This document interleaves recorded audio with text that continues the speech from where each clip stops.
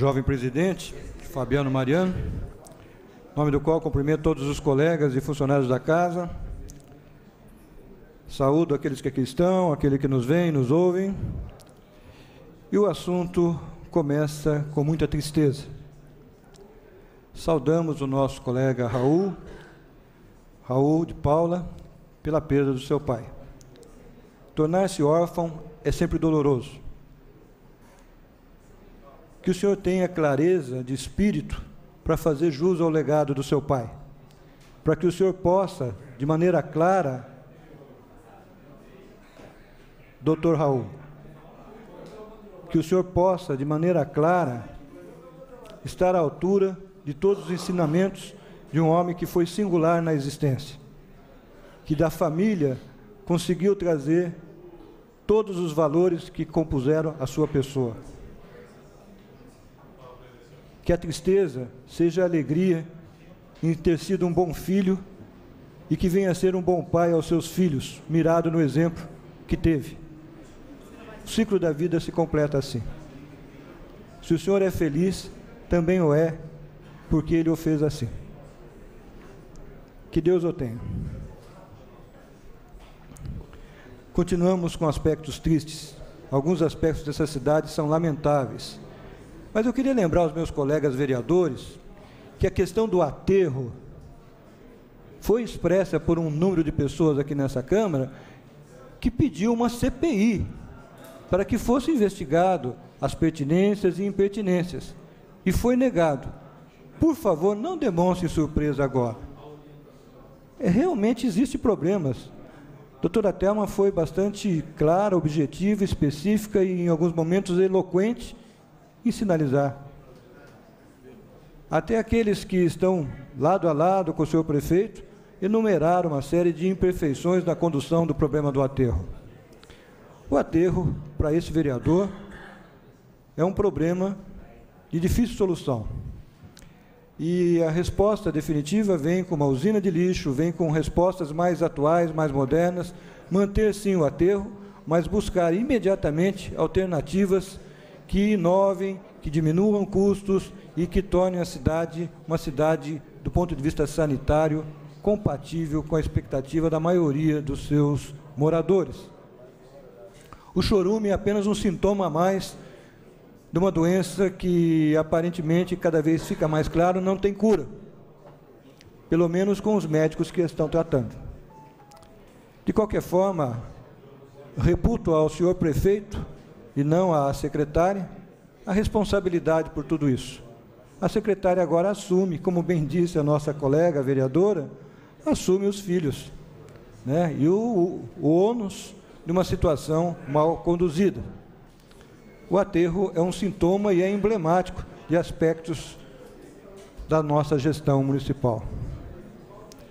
Essa casa promoveu, por intermédio da sua Comissão de Direitos Animais, uma audiência pública na quarta-feira passada. Muito, muito interessante e impactante, muito impactante. Os senhores perderam uma demonstração dos malefícios aos animais provocado pelos rodeios. Absurdo. Pretendo, na próxima sessão, passar o vídeo que foi passado aqui. A questão dos maus tratos é incontestável. Há uma série de argumentos prós e contras que vale a pena ouvir, mas foi bastante claro que há necessidade de discutir essa questão de maneira mais aprofundada.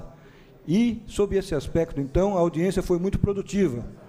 E se propôs algumas coisas. A criação de uma conferência municipal de proteção e direitos dos animais, a criação de um fórum permanente municipal sobre direito animal, defesa e bem-estar dos animais, a criação de uma ouvidoria a respeito de proteção e direitos dos animais, a questão da revisão sistemática, num período de tempo a ser definido, dos processos realizados pelo CCZ, Centro de Zoonoses.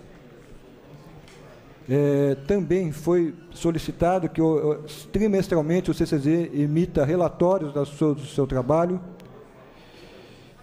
e tornar obrigatória a participação dos representantes do CCZ, da Secretaria Municipal de Meio Ambiente, Secretaria Municipal de Saúde, Comissão de Meio Ambiente e Direito de Proteção dos Animais dessa casa, nas reuniões ordinárias e extraordinárias do Conselho Municipal de Proteção e Defesa dos Animais.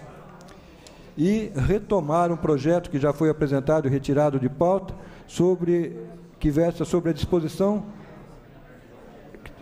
sobre a proteção e defesa dos animais, o controle social de sua criação, comércio, exploração e a vigilância em saúde ambiental no município de Bauru. Então, sem sombra de dúvida, foi um progresso, e se nós conseguirmos criar essas ferramentas institucionais que permitam uma discussão civilizada do processo, foi um grande ganho. Realmente um grande ganho. Vereador Fabiano Mariano, o seu filho, um loirinho lindo, não é homem nem mulher, segundo a ideologia do gênero. O senhor não tem e não pode dizer a ele o que ele é. O Estado assume a responsabilidade moral quanto à determinação sexual dele, extrapolando toda a questão biológica, a questão antropológica. Qual é o sentimento do senhor enquanto pai? De resignação, de conformação, que o Estado tem esse poder em dizer que o seu filho vai decidir se ele é homem ou mulher aos 10 anos? Experiências europeias nesse sentido já foram feitas e o resultado, depois de uma experimentação longa, não é satisfatório. Então, nós devemos discutir a questão da ideologia do gênero, como diversos colegas já colocaram aqui, de uma maneira quanto à sua forma de colocação. A forma impositiva. Não, houve discussões. Não, é até o dia 24 de junho, as cidades que não têm o Plano Municipal de Educação têm que definir, e lá está a propositura. Uma propositura que foi negada no Congresso, que foi negada na Assembleia Estadual e que vem agora para as cidades. Bauru já tem, há cerca de 2 anos, o seu Plano Municipal de Educação. E versa sobre alguns conteúdos nesse aspecto. Não há de se ter aqui um preconceito, mas há de se ter aqui um conceito muito claro do que é ser homem e mulher. E isso advém da antropologia, vem da essência da humanidade que se distingue entre homem e mulher. As relações homoafetivas se estabelecem no momento da vida onde há uma definição das suas opções e das suas necessidades afetivas. Uma criança de 0 a 10 anos, a que se propõe a ideologia do gênero, não tem discernimento. Mas esse é o grande argumento. Se ele não tem discernimento, ele não pode optar. Mas é uma prerrogativa histórica, antropológica, biológica.